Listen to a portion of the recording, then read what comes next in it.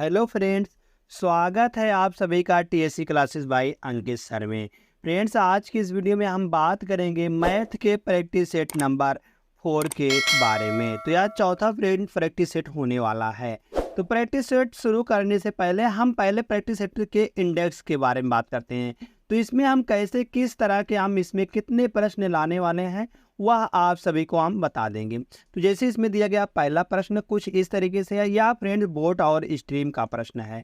अगर आपको बोट और स्ट्रीम में दिक्कत है तो आप इस वीडियो को प्रैक्टिस को देख सकते हैं। और आगे आगे जो प्रश्न दिया गया सिंपलीफिकेशन का प्रश्न है। सिंपलीफिकेशन के इस प्रकार को प्रश्न को भी आप देख सकते हैं अगर नहीं आता है तो। नेक्स्ट क्वेश्चन है, या फ्रेंड्स होने वाला है दो पिंडों का जो पिंडों की चाल का अनुपात, या फ्रेंड्स है दूरी और चाल मतलब डिस्टेंस दूरी का प्रश्न होने वाला है। नीचे आगे नेक्स्ट, या फ्रेंड्स दिया गया है, या भी फ्रेंड्स होने वाला है टाइम स्पीड एंड डिस्टेंस का प्रश्न होगा। नेक्स्ट क्वेश्चन, या फ्रेंड्स दिया गया है वृत्त मतलब कि आप फ्रेंड्स बात करेंगे या मेंसुरेशन का प्रश्न होने वाला है। नेक्स्ट अगला प्रश्न जो दिया गया है, या होने वाला है किलोग्राम या प्रॉफिट एंड लॉस का प्रश्न होगा। नेक्स्ट क्वेश्चन, या फ्रेंड्स होने वाला है सिंपलीफिकेशन का प्रश्न होने वाला है। आगे भी फ्रेंड्स दिया गया है, यह भी होने वाला है अकेले टाइम वर्क का प्रश्न होने वाला है। नेक्स्ट प्रश्न है एक बल्लेबाजी या एवरेज का प्रश्न है फ्रेंड्स। नेक्स्ट एक परिवार अपने सब्जियों को खाने के लिए, या फ्रेंड्स परसेंटेज मतलब कि यह होने वाला अनुपात का प्रश्न होगा। नेक्स्ट वाला प्रश्न क्या है फ्रेंड्स, यह दिया गया है, यह जो प्रश्न है यह रीजनिंग और मैथ का दोनों का कॉम्बिनेशन है, दोनों का कॉम्बिनेशन वाला प्रश्न है, या हम कहेंगे या मेंसुरेशन का प्रश्न है। नेक्स्ट प्रश्न क्या है, यह फ्रेंड प्रश्न होने वाला है काम करता मतलब कि यह भी होने वाला है टाइम एंड वर्क का, यह टाइम एंड वर्क का प्रश्न है। नेक्स्ट प्रश्न क्या है, यह सिंपलीफिकेशन का फ्रेंड प्रश्न होने वाला है। अगला प्रश्न क्या है, हम कहेंगे यह होने वाला फ्रेंड्स मूल वर्ग का या अनुपात का प्रश्न है, यह अनुपात का प्रश्न है।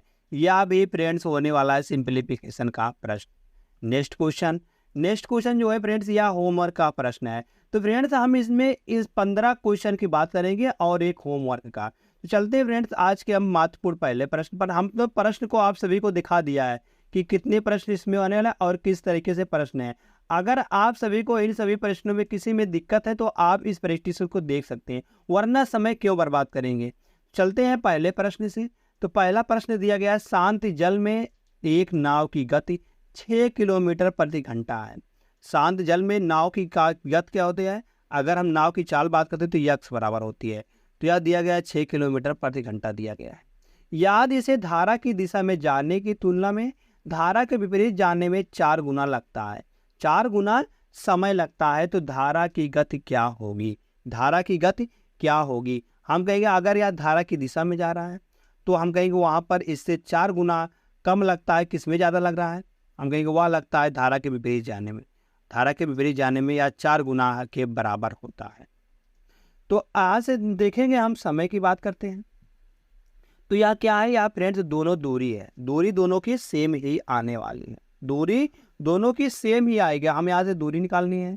तो यक्स बराबर दिया गया 6 रख देंगे, वाई बराबर का जैसे हम यहाँ पर 6 रखेंगे 24 आएगा, 24 माइनस का 4y, 24 माइनस का 4y निकल के आ जाएगा। 4y को हम इधर लाएंगे, 4 और 1 5y आएगा, 5y आएगा और इधर हम करेंगे।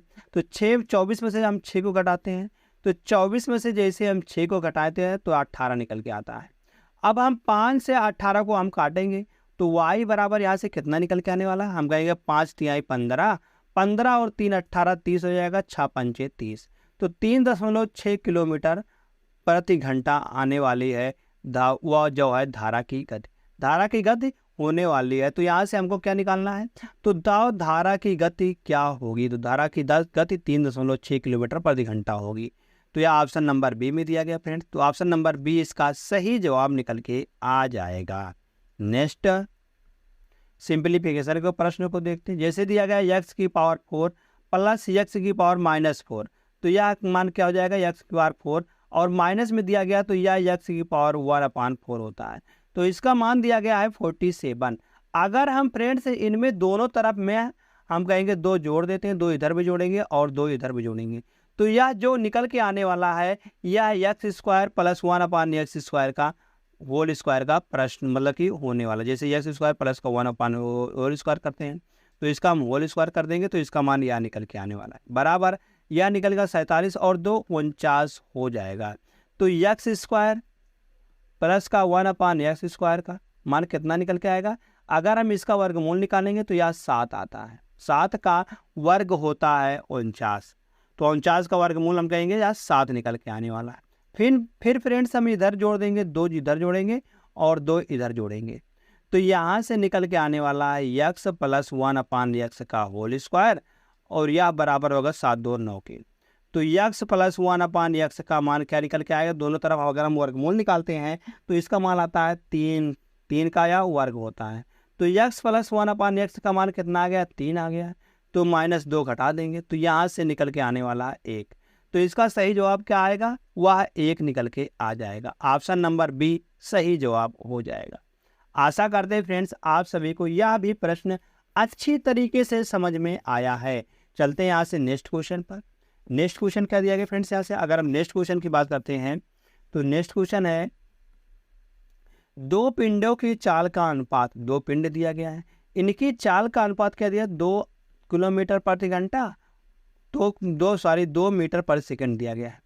हम इसको मीटर और सेकंड में मानेंगे क्योंकि यहाँ पर दिया गया 50 मीटर। तो दूरी की ये दी गई है 2 मीटर प्रति सेकंड और चाल है दूसरे की 3 मीटर प्रति सेकंड। ये तो चाल का अनुपात है या चाल का अनुपात है। आगे यदि 50 मीटर की दूरी, समय क्या निकल के आने वाला है।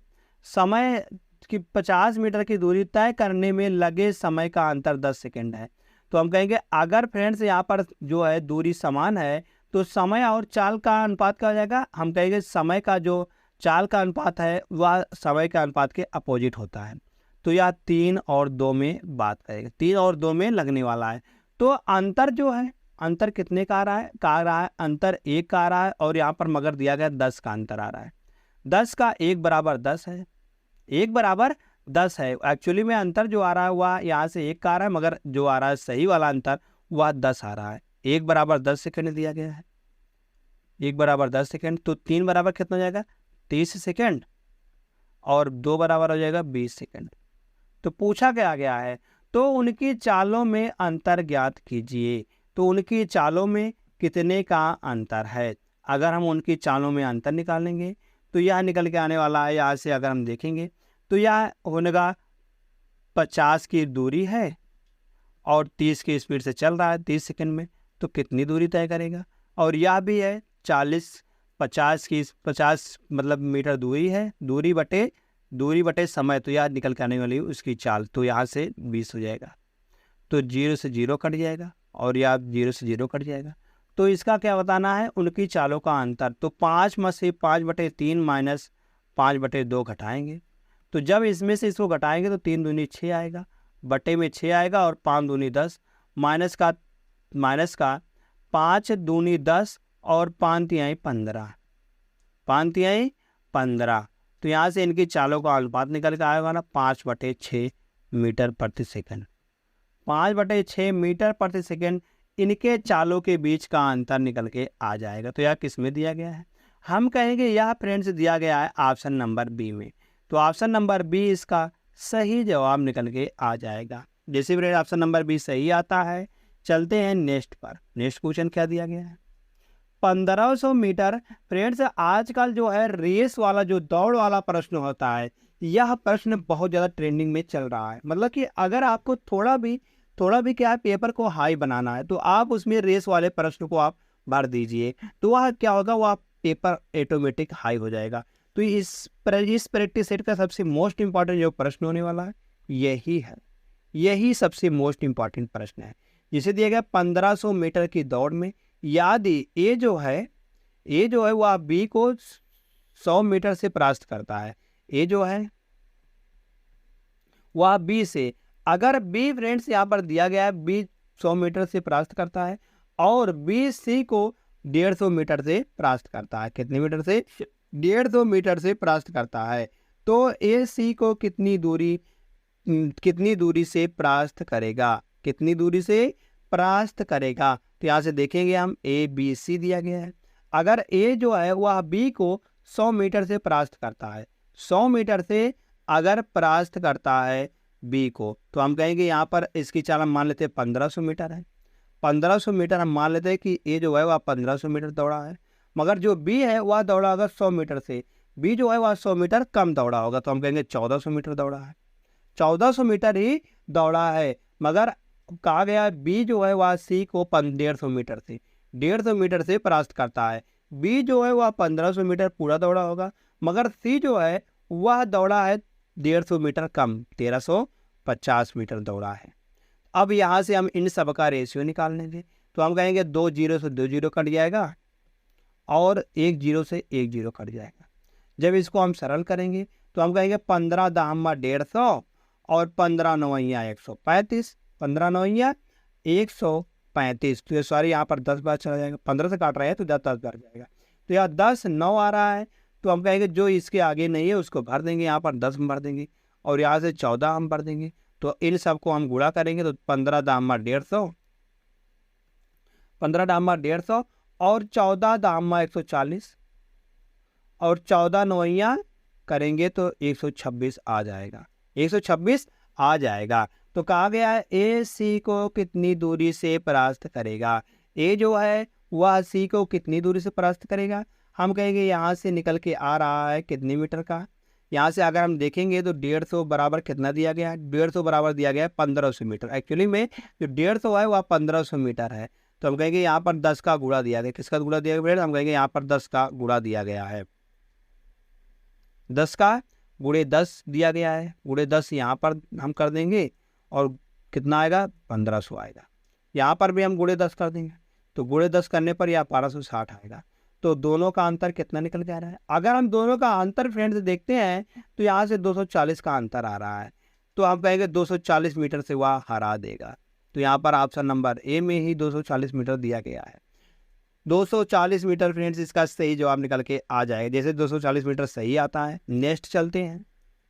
पी क्यू और आर एस, पी क्यू और आर एस एक जो है वृत्त की दो समांतर जीवाएं हैं, दो समांतर जीवाएं हैं, दो समांतर जो जीवाएं वह किस प्रकार से, जिनकी लंबाई 10 मीटर 10 सेंटीमीटर और 24 सेंटीमीटर है और दोनों केंद्र ओ के एक ही तरफ हैं, एक ही तरफ हैं। अब केंद्र ए हो गया, अब एक जीवा इधर आ गई फ्रेंड्स और एक जीवा इधर आ गई है, ऐसे ही जो लगातार जीवा हो गई है। अब बात करते हैं तो यह पी क्यू है और यह दिया गया पी क्यू और यह आर एस दिया गया है, और पी क्यू की लंबाई जो दी गई वह 24 सेंटीमीटर दी गई, इसकी लंबाई 24 सेंटीमीटर दी गई, सॉरी 10 सेंटीमीटर है। पी क्यू की लंबाई जो है वह 10 सेंटीमीटर है और आर एस की जो लंबाई है फ्रेंड्स वह 24 सेंटीमीटर है, वह 24 सेंटीमीटर। बड़ी वाली जीवा तो यही तो हो गई। अगर फ्रेंड्स यहाँ से हम उस बिंदु से वृत्त के केंद्र से जीवा पर लंब गिराएंगे तो हम कहेंगे यह वृत्त की जीवा से किसी भी को तो जीवा के दो बराबर भागों में विभाजित करती है, तो 12 इधर आ जाएगा और 12 इधर भी आ जाएगा। तो हम कहेंगे 12 मतलब 5 12 13 का एक ट्रिपलेट होता है, किसका? 5 12 13, मतलब या 5 आ जाएगा और या 13 हो जाएगा, या 13 हो जाएगा। तो आगे चेक करते हैं हम, अगर यह सही आता है तो हम कहेंगे यह बिल्कुल सही होगा। आगे अगर हम यहाँ पर इस पर लंब गिराते हैं पी क्यू पर, पी क्यू पर इसी जीवा से लंब गिराते हैं तो हम कहेंगे इसको भी दो भाग में बांटेगा, तो यह 5 हो जाएगा और यह भी 5 हो जाएगा। तो हम कहेंगे 5 और यह निकल कर आ रहा है 5 इधर आ रहा है और यहाँ पर कितना आएगा? हम कहेंगे यहाँ से, अब ये तो पता नहीं, मतलब कि 12 है, 5 आएगा तो आगे कुछ भी और निकल के आने वाला है। तो हम कहेंगे 5 12 और 13 का फिर ट्रिपलेट निकल के आ जाएगा, 5 12 और 13 का ट्रिपलेट निकल के आ जाएगा। तो यहाँ पर 12 में जोड़ने के लिए यहाँ पर हम क्या जोड़ देंगे? तो कहेंगे यहाँ से 7 5 12, यहाँ पर 7 हो जाएगा और इधर 13 निकल के आ जाएगा। क्या आ जाएगा फ्रेंड? हम कहेंगे 13 निकल के आ जाएगा।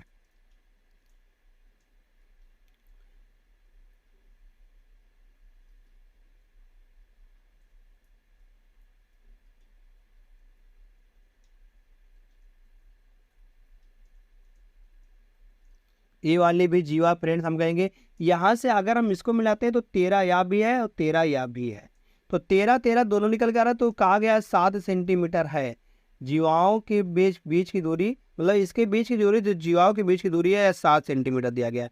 तो 7 सेंटीमीटर फ्रेंड्स यहाँ से भी आ रहा है, तो हम कहेंगे 7 और 5 12, कुल मिलाकर 12 आ रहा है या, तो 12 मतलब 5 12 और 13 का पेरिमीटर बन जाएगा। तो वृत्त की त्रिज्या क्या होगी, वृत्त की त्रिज्या पूछी गई है, क्या निकल के आने वाली है, तो हम कहेंगे 13 सेंटीमीटर आ जाएगी, क्योंकि 13 यहाँ पर भी आ रहा है, 13 यहाँ पर भी आ रहा है, तो वृत्त की जीवा 13 सेंटीमीटर आ जाएगी। चलते हैं यहाँ से, हम आशा करते हैं आपको यह प्रश्न अच्छी तरीके से समझ में आया है।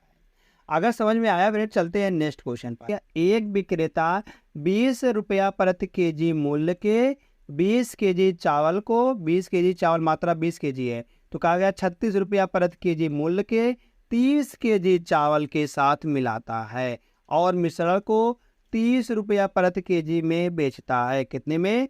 30 रुपया प्रति केजी में बेचता है। वह कितने % लाभ कमाता है? तो हमको लाभ बताना है कि क्या निकल के आने वाला है।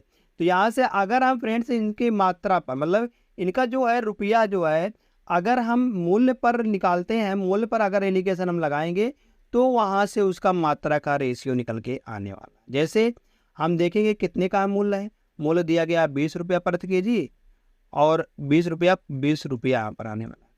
एक दिया गया मूल्य कितना दिया गया फ्रेंड, हम कहेंगे 20 रुपया प्रति केजी दिया गया है, और एक मूल्य दिया गया 36 रुपया प्रति केजी। कितना दिया गया फ्रेंड? 36 रुपया प्रति केजी। तो यहाँ से देखेंगे इसमें से हम कुछ घटाएंगे तो यहाँ पर निकल के आने वाला मात्रा क्या दिया गया है, एक मात्रा है 26 केजी का, इसको 26 केजी हम लेते हैं, और दूसरी मात्रा कितनी है, दूसरी मात्रा है फ्रेंड 30 केजी, इसको हम 30 केजी लेते हैं। तो इन दोनों का अगर हम सरल करते हैं तो सरल करने से अगर हम इसको 2 से काटते हैं तो 13 दूना 26 हो जाएगा और 15 दूना 30 आ जाएगा। तो 15 गुणे अगर 36 करते हैं तो, और 13 गुणे 2 करते हैं, 13 दूना 26, 260 निकल के आएगा। और प्लस का अगर हम 15 गुणे 36 करते हैं तो 15 दूना 30 आएगा, 15 दूना 30, तो यार निकल के आने वाला है 18 दूना 36, 15 दूना 30, तो 18 3 54, 540 आ जाएगा। 540 और बट्टे में क्या आएगा, बट्टे में इन दोनों का योग, इन दोनों को 15 और 13 करेंगे तो 5 3 8, 5 3 8 और 1 1 2, 28 निकल के आने वाला है। अगर यहाँ से इन दोनों को हम जोड़ते हैं तो जोड़ने पर क्या निकल के आता है, तो जोड़ने पर आएगा 800 बटा 28। अगर हम इसको 4 से काटते हैं तो यह जाएगा 200 बार और यह जाएगा 700 बार। तो 200 बटा क्या निकल के आने वाला है, 200 बटा 7 निकल के आने वाला है, जो कि इसको बेचा जाता है कितने पर, इसको बेचा जाता है 30 रुपये प्रति केजी पर। यही तो निकल के आ रहा है। तो यहाँ से इसको बेचा जाता है 30 रुपये प्रति केजी पर। तो हम कहेंगे यहाँ पर गुणा कर देंगे 7 से, तो 7 से गुणा यहाँ पर भी हम कर देंगे, तो 7 से 4 कट जाएगा, 7 3 21 निकल के आने वाला 210। 200 की वस्तु को 210 में बेचा जा रहा है, तो इसका जो मान निकल के आने वाला फ्रेंड्स, वह निकल के आने वाला कितना, तो हम कहेंगे इसका जो मान निकल के आने वाला है वह 210 की वस्तु, मतलब 200 की वस्तु को 210 में बेच रहा है, तो वो उसका लाभ कितना निकल के आ रहा है, 10 निकल के आने वाला। किस में निकल के आने वाला, 200 में, गुणे 100%। तो यहाँ से 0 से 0 कट जाएगा, 1 0 से 1 0 कट जाएगा, तो बचेगा 5। तो हम कहेंगे 5% का लाभ उसे मिलता है। कितने का, 5% का प्रॉफिट निकल के आ जाएगा। तो 5% का प्रॉफिट किस में दिया गया है, ऑप्शन नंबर डी में दिया गया है। तो ऑप्शन नंबर डी फ्रेंड्स इसका सही जवाब निकल के आ जाएगा। तो आशा करते हैं आप सभी को यह प्रश्न अच्छी तरीके से समझ में आया है। चलते हैं नेक्स्ट क्वेश्चन पर। नेक्स्ट क्वेश्चन क्या दिया गया है, निम्नलिखित में से कौन सी संख्या 55 से विभाज्य है। 55 से विभाज्यता का नियम क्या होता है, हम कहेंगे वह संख्या 11 और 5 से विभाज्य होगी। 5 से विभाज्यता का नियम क्या होता है, संख्या के अंत में 0 या 5 होगा, 0 या 5 होगा। तो 5 देख रहे हैं फ्रेंड्स, या सब में दिया गया है। अब 5 से विभाज्य तो सारी संख्याएं हैं। 11 से विभाज्यता का नियम क्या होता है, 11 से विभाज्यता वह संख्या होगी जिनके अल्टरनेट डिजिट का सम जो है हम करेंगे, अगर उनका हम अंतर निकाल देंगे तो 0 या 11 का समकक्ष आना चाहिए, 0 या 11 का मल्टीप्लाई आना चाहिए। जैसे बात करते हैं यहाँ से हम अल्टरनेट का, मतलब 1 को छोड़कर 1 का, तो यहाँ से पहले 5 और 1 6 करेंगे, 6 और 2 8 करेंगे, 6 और 2 8 निकल के आने वाला है। फिर आगे करेंगे 6 5 11, 8 से 14 करेंगे और 14 और 5 करेंगे तो हम निकल के आने वाला फ्रेंड 14 5 कितना आएगा, 14 5 19 निकल के आने वाला है। अगर हम 19 में से 18 को घटाते हैं तो यह 11 निकल के आने वाला है। तो हम कहेंगे यह फ्रेंड्स 11 और 5 दोनों से विभाज्य होगी। तो जब 11 और 5 दोनों से विभाज्य होगी तो हम कहेंगे यह 55 से भी विभाज्य होगी। तो वही देखना है कि 55 से कौन से विभाज्य है। तो हम कहेंगे यही ऑप्शन नंबर ए बिल्कुल सही हो जाएगा। तो जैसे ऑप्शन नंबर ए सही आता है, चलते हैं नेक्स्ट पर। नेक्स्ट क्वेश्चन दिया गया है, एक कार्य P और Q, P प्लस Q कितने दिनों में पूरा करते हैं, 12 दिनों में, और Q प्लस R 15 दिनों में, और R प्लस P 20 दिनों में। तो इन तीनों का एलसीएम निकालेंगे तो 60 आएगा। 60 से यहाँ भागा देंगे, 12 पंजे 60, 15 चौका 60, 20 तिहाई 60, 5 4 3 का रेशियो निकल के आने वाला है। तो P अकेले उस कार्य को पूरा करने में कितना दिन लगेगा। अगर हम यहाँ से निकालते हैं 5 4 9 3 12 आ रहा है मगर 2 का आ रहा है, 2 P plus Q plus R आ रहा है। अगर हम यहाँ से निकालते हैं P plus Q plus R का, यहाँ से इफिशियंसी निकालते हैं, दक्षता निकालते हैं, तो यह निकल के आने वाला है 6 निकल के आने वाला है। तो यह देखेंगे Q प्लस R बराबर कितना दिया गया है। Q प्लस R की अगर इफिशियंसी 4 है तो Q प्लस R की इफिशियंसी कितनी है, 4 है। तो P पर हम क्या रख देंगे, जिससे टोटल 6 आ जाएगा, हम कहेंगे 2 निकल के आ जाएगा। तो P की इफिशियंसी 2 निकल के आने वाला है। P जो है इफिशियंसी से टोटल काम 60 है, तो 60 काम को 2 की दक्षता से कितने दिनों में पूरा करेगा, हम कहेंगे 30 दिनों में पूरा कर लेगा। 30 दिनों में पूरा कर लेगा। तो 30 दिन किस में दिया गया है, ऑप्शन नंबर ए में दिया गया है। तो ऑप्शन नंबर ए बिल्कुल सही जवाब निकल के आ जाएगा। चलते हैं फ्रेंड्स यहाँ से नेक्स्ट क्वेश्चन पर। नेक्स्ट क्वेश्चन क्या दिया गया है, यह एवरेज का प्रश्न है। एवरेज का प्रश्न जैसे दिया गया है, एक बल्लेबाज अपनी 11वीं पारी में 88 रन बनाता है। तो 11वीं पारी में 88 रन बनाता है, मगर वह 11वीं पारी से पहले कितनी पारियां खेला होगा, हम कहेंगे वह 10 पारियों खेला होगा। 10 पारियों में पता नहीं कितना है, मगर 11वीं पारी में इतना रन बनाता है, 88 रन बनाता है, जिससे उसका औसत 4 बढ़ जाता है। तो 4 बढ़ जाता है, किसमें 4 बढ़ गया है, हम कहेंगे 4 बढ़ा है 1 में। तो उन्होंने 11वीं पारी खेला है, तो 11 चौक 44 उसका औसत बढ़ जाता है। तो 44 किसमें बढ़ा है, हम कहेंगे या 88 में से जब हम 44 को घटा देंगे तो यह 44 निकल के आने वाला है। तो जो 44 यह आ रहा है, यह इसका 10 पारियों का औसत है। 44 जो है 10 पारियों का औसत है। अगर हम यहाँ से 11वीं पारी का निकालते हैं तो यह 4 बढ़ जाता है, वही तो किया गया, 4 बढ़ जाता है। तो 44 और 4 48 निकल के आ जाएगा। तो कहा गया 11वीं पारी के बाद उसका औसत स्कोर क्या होगा, तो 11वीं पारी के बाद उसका औसत स्कोर 48 निकल के आ जाएगा। तो 48 किस विकल्प में दिया गया है, विकल्प नंबर ए में दिया गया है। तो विकल्प नंबर ए बिल्कुल सही जवाब निकल के आ जाएगा। चलते हैं फ्रेंड्स यहाँ से हम नेक्स्ट क्वेश्चन पर। नेक्स्ट क्वेश्चन क्या दिया गया है, एक परिवार चावल सब्जियों और खाना पकाने के तेल पर इतना के अनुपात में खर्च करता है। यह खर्च का रेशियो दिया गया कितना, 9, 11 और 15 के रेशियो में यहाँ पर दिया गया है। तो इन वस्तुओं की कीमतों में क्रमशः 10%, 20% और 30% की वृद्धि होती है। तो इन वस्तुओं पर होने वाले परिवार के कुल खर्च में कितनी वृद्धि होगी। तो कीमतें अगर बढ़ गई हैं तो खर्चा भी बढ़ जाएगा। तो खर्चा बढ़ जाएगा, अगर हम 9 है तो इसको 90 है, सब में हम 10 से गुणा कर देते हैं। तो रेशियो में दिया गया है, सब में अगर 10 से गुणा करें कोई प्रभाव नहीं पड़ पाता है। तो हम कहेंगे यहाँ से 10 की वृद्धि हो रही है फर्स्ट वाले में। अगर हम इसमें 10 की वृद्धि करते हैं तो इसका मान निकल के आने वाला है फ्रेंड्स 9। इसका मान क्या निकल के आने वाला है, अगर हम इसमें 10 की वृद्धि करेंगे तो 9 आएगा। फिर इसमें कहा गया 20 की वृद्धि करते हैं तो इसका मान निकला 11 दूना 22 की वृद्धि करेंगे। इसमें अगर हम 30 की वृद्धि करते हैं तो इसका मान 15 तिया 45 आ जाएगा। 45 की वृद्धि हम करेंगे। तो ओवरऑल कितने की वृद्धि हुई है, तो हम कहेंगे अगर हम टोटल करते हैं तो टोटल जो वृद्धि हुई है वह 76 की हुई है। टोटल वृद्धि फ्रेंड्स 76 की हुई है। किसमें हुई है यह वृद्धि, यह वृद्धि किसमें हुई है, हम कहेंगे यह वृद्धि हुई है 0 और 5 और 1 6, 9 6 15, 5 और एक आएगा, एक एक दो और एक तीन, या 350 में हुई है, 350 में वृद्धि हुई है।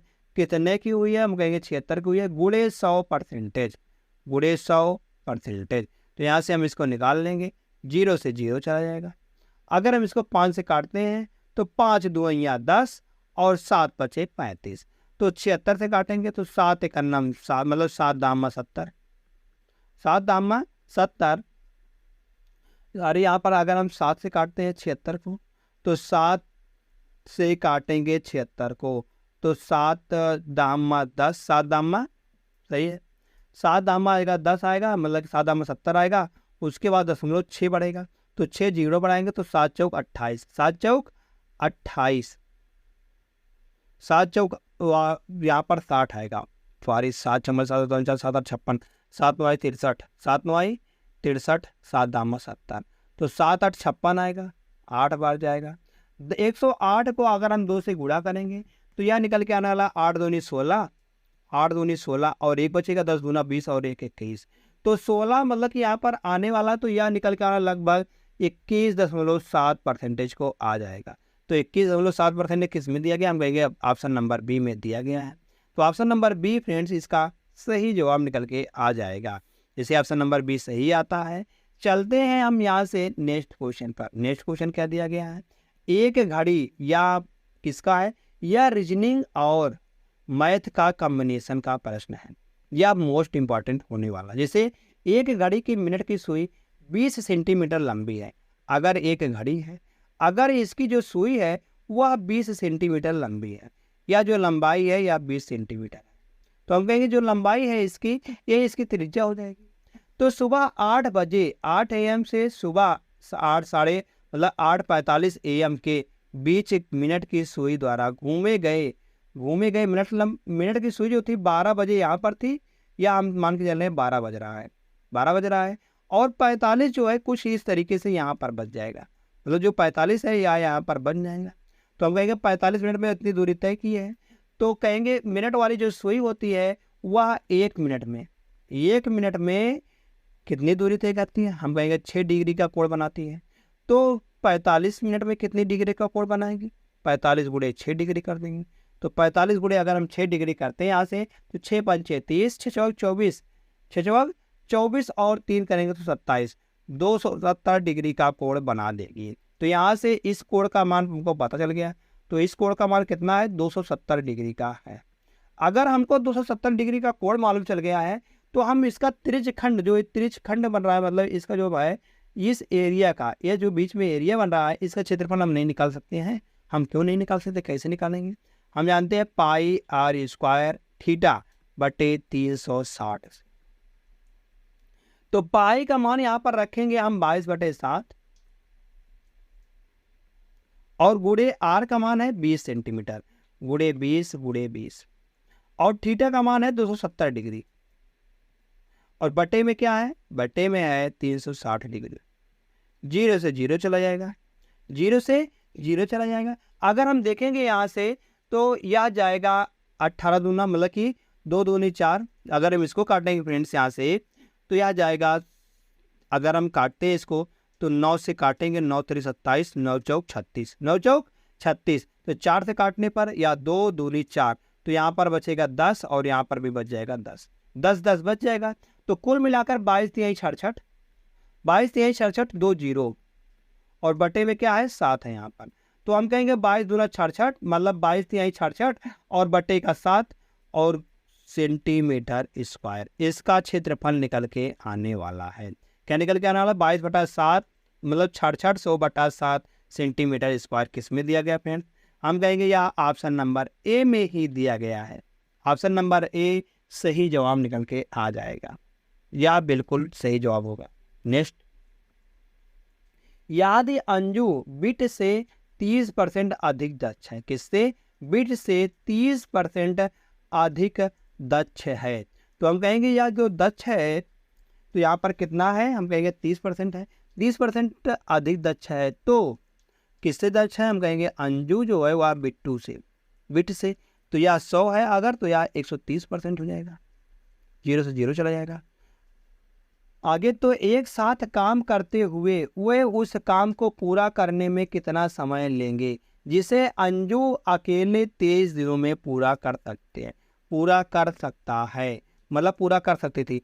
अगर इसका 23 दिनों में अंजू एक दिन में 13 काम कर सकती है तो 23 दिनों में कितना करेगी, 13 गुणे 23 के एफिशिएंसी से करेगी। और दोनों मिलकर दोनों की एफिशिएंसी कितनी है, तो इसका 13 है और इसका 10 है, तो यह कितना निकल के आएगा, हम कहेंगे 13 10 23 निकल के आ जाएगा।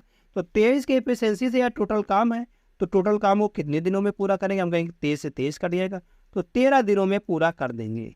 कितने दिनों में फ्रेंड, 13 दिनों में फ्रेंड्स पूरा कर देंगे। तो 13 दिन किस में आ रहा है, ऑप्शन नंबर ए में आ रहा है। तो ऑप्शन नंबर ए बिल्कुल सही जवाब निकल के आ जाएगा। जैसे ऑप्शन नंबर ए सही आता है, चलते हैं नेक्स्ट क्वेश्चन की तरफ। नेक्स्ट क्वेश्चन क्या दिया गया है, 5 अंक वाली संख्या 593 ए बी कहा गया 3, 7 और 11 से विभाज्य है।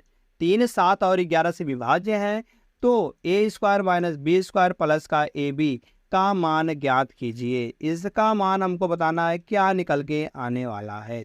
अगर फ्रेंड्स 3, 7 और 11 से कोई संख्या विभाज्य है तो हम कहेंगे वह किससे विभाज्य होगी, 7 तरीके 21, 21 का गुणा अगर हम 11 से करते हैं तो 11 से गुणा करना बहुत आसान होता है। कैसे, जो अंत वाली संख्या लिखी गई उसको लिख देते हैं और 2 और 1 3, मतलब इधर से हम जोड़ते चले जाते हैं, तो 2 और 1 3 आ जाएगा, तो जो शुरू में लिखा गया उसको लिख देते हैं, 231 निकल के आ जाएगा।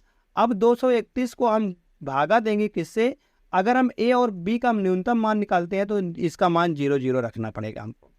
तो हम कहेंगे 593 को हम 593 गुणे 00 को हम 231 से भागा देंगे।